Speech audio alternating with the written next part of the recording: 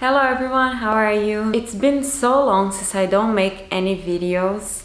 I just went back home and then I came back here to Italy and I had exams. So I didn't really have time to record anything, but I'm gonna try to record more. So first thing I wanted to talk about is going to the hospital. How is it going to the hospital? So the first semester of the third year started in October, last year of October. And we started going to the hospital in December. Some universities are a little bit different, but in general, in most universities, you start going to the hospital in the third year. So we are divided into groups of 5 people, and we have our dates to go to the hospital, and each semester we have different subjects. So this past semester we had internal medicine and surgery. Surgery honestly is not my favorite one because we are not in that point that we can like try to do any surgeries. We just watch, and I mean it's interesting, but at one point it's just really tiring and you're not really learning anything. You're just watching what the professor does. Later he will tell you everything he did, but that's it. Like, you don't really do anything other than just watch. Also, with the same professor, the surgery professor, we watch him doing consultations, which I think it's a little bit more interesting because you get to hear him talking to the patient and you remember like other classes that he talked about these symptoms or how to like manage a situation or which questions to ask. So that's really interesting, and we also got to see him doing examination. This part I find it more interesting than just standing and watching a surgery, because I've seen surgeries before, and when like you can't be really close or you don't really know what's going on, at one point you get used to it and it's not that interesting anymore. Now, internal medicine, I think it's much nicer than surgery because we actually get to do stuff. We do a lot of physical examination. In the beginning I felt a little bit bad for the patients because like imagine 5 people plus the doctor doing the exact same examinations on you. Like, it's a lot, but it's very interesting. We get to see a lot of cases, a lot of different cases. So yeah, for now, between internal medicine and surgery, it's my favorite one. Now, the tips I have for people that are gonna go through that, first of all, girls need to have short nails so you don't hurt anyone. And you also should learn Italian. I know the whole course is in English, the admission exam is in English, the professors all speak English, but when you go to the hospital, people don't speak English. Especially in Italy, it's not a country that people speak much English, so it's better that you understand. Of course, if you don't understand, the professors still like, they will go talk to the person and then they will summarize everything, but still it's not the same as being able to hear the whole conversation between the patient and the doctor. Also, I got to interview a patient because in my group I have the best Italian. There's also another girl that has a similar Italian to mine, like the level, but she wasn't there that day, so I was the one that got to ask him questions, and I was kind of nervous because I speak Italian, but it's not fluent, but in the end it was really nice. So I definitely recommend whoever is coming to Italy to try to learn Italian, especially if your university starts, in your university you will start going to the hospital in the third year. You have 2 years to learn Italian. I know a lot of people like that come here speak languages that are very different, but still 2 years, I think it's enough for you to at least have the basics of Italian. So if you're coming here, you should definitely try to learn Italian. But again, if you don't learn Italian, you're still gonna get your degree, you'll still be able to go to the hospital. I just think you won't make that much out of it. Speaking about knowing Italian, I wanted to share with you guys what I had to go through yesterday. I was planning on doing this video, on filming this video yesterday, but I was just so stressed. I was like, no, I'm gonna wait until I feel better and then I'm gonna make the video. So yesterday was my appointment at the immigration office, so I would give them my documents to renew my resident permit. And the immigration office is like, I think the worst place I've ever been to. Like, it's just horrible. I don't want to scare anyone, but it's really so bad. It's disorganized. There are police officers shouting at people. Most of them don't know any English. So it's just a really bad place. Like, I know so many people that are traumatized by that place. I am traumatized. I hate going to that place. But it was my third time doing it, so I kind of knew where I had to go, where was the door and blah blah blah. But I think because of the coronavirus, they changed things. So usually you go inside, get a number, and wait until they call your number. This time, they didn't want to let anyone go inside. They were controlling the amount of people that would go inside and stay in that room. So we all had to wait outside. And the guy, the police officer, just told me, stand in the line. He kept saying, stand in the line, stand in the line. So I went to stand in the line, thinking that at one point they would open the door and we would go inside and they would give us numbers according to our place in the line, right? That makes sense. But no, you had to go in there and ask for a number.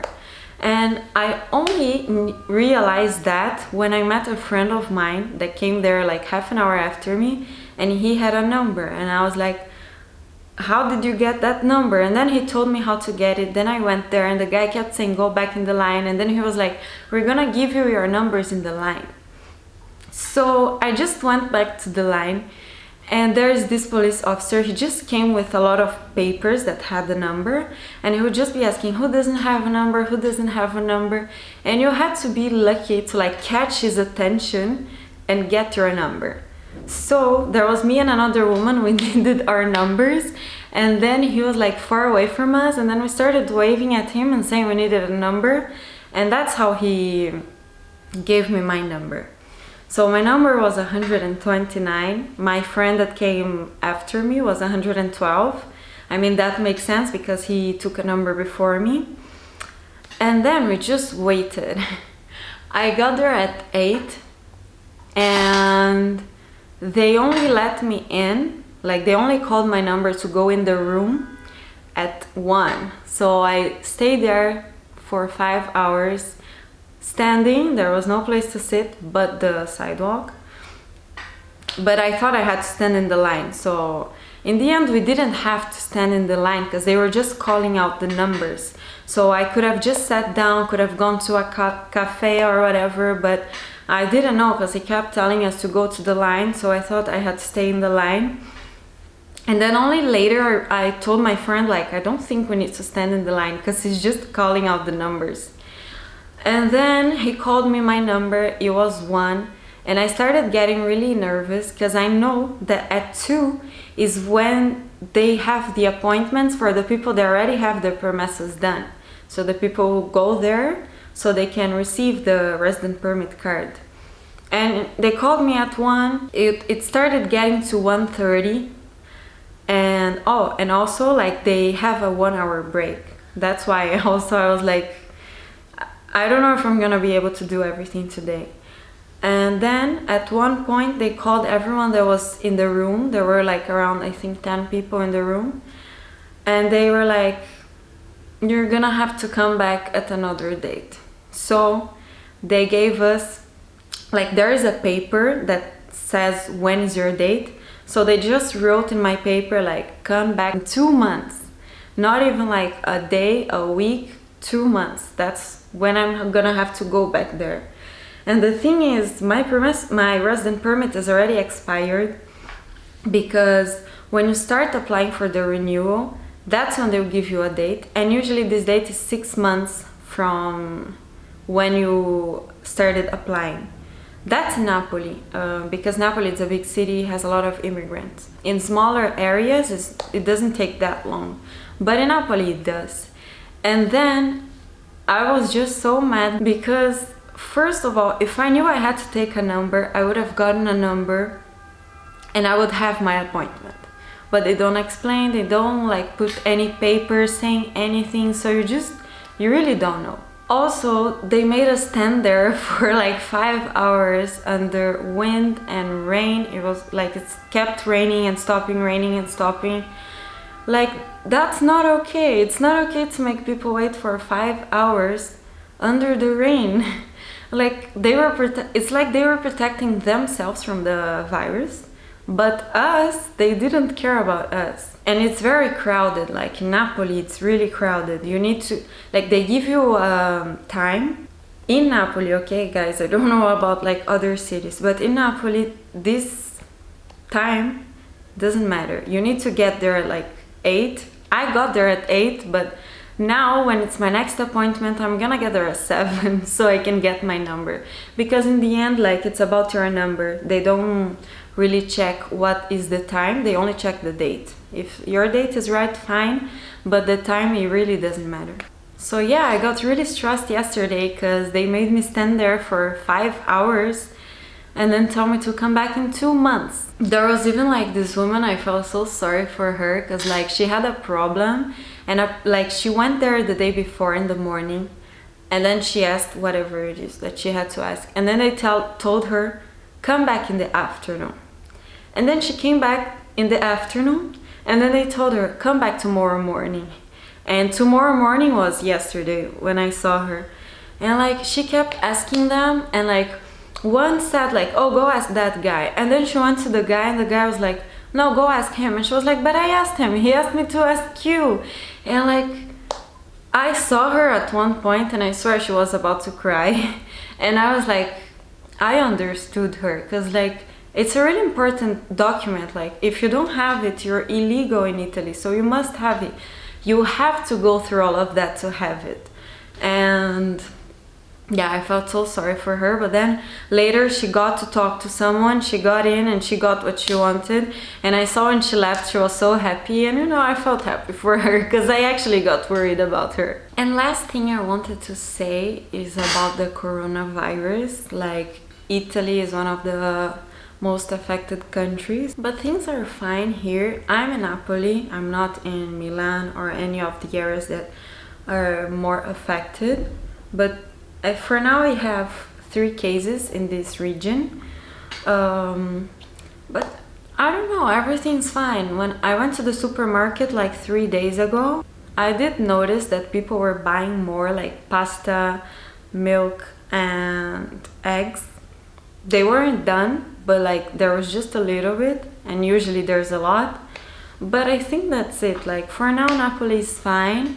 I think Italians are, not just Italians, like the rest of the world, they're just being very afraid and scared of this virus. But the thing is, unless you are older or you have like cardiovascular or breathing problems, you're most probably not gonna get like really affected by it if you get it. I understand the authorities have to try to stop it because it can kill like people, especially people that have a weak immune system. I was even seeing some news today that this woman that has leukemia, a person that has leukemia has a weaker immune system.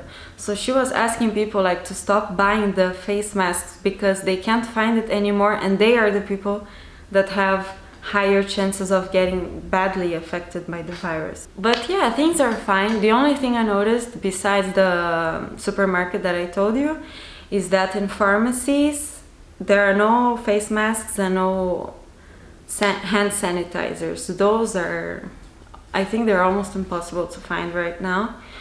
But that's it. Oh, and our university is closed for 3 days until Sunday because they're gonna do like a really deep cleaning of the universities and schools. But that's it. It's not like Milan that there's no one in the streets or anything. Apparently that's how Milan is. My family even texted me asking if I was okay, and I said yes, things are fine, everything is okay. Okay, so I think that's it. I hope you liked the video. If you have any questions or any comments, you can do it here, and that's it. Bye!